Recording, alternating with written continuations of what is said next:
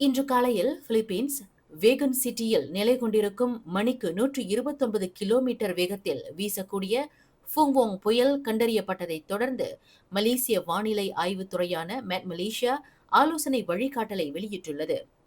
ஃபுங்வாங் புயல் சபா கூடாட்டில் இருந்து வடகிழக்காக 1196 கிலோமீட்டரில் 17.4 பாகையில் மணிக்கு 30 கிலோமீட்டர் வேகத்தில் நகர்ந்து கொண்டிருப்பதாக மெட் மலேசியா தெரிவித்துள்ளது.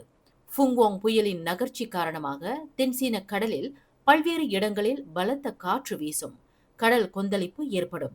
இதன் தாக்கம் ஸ்லாங்கூர் மாநிலத்தில் குறிப்பாக சபா பர்னாம், உலு ஸ்லாங்கோ, கோம்பா, புட்டாலிங், ஹுலுலங்காட், செப்பாங் மற்றும் நெகிரி செம்பிலானில் ஜெலுபு, சிரம்பான் ஆகிய பகுதிகளிலும், ஜோஹரில் முவார், பத்துபஹாட், பொந்தியான், குலாய், கோத்ததிங்கி மற்றும் ஜோஹர் பாருவில் வானிலை மோசமாக இருக்கும் என மெட் மலேசியா எச்சரித்துள்ளது. மேலும் செய்திகளை தெரிந்து கொள்ள கீழே இருக்கும் பெல் பட்டனை அழுத்துங்கள்.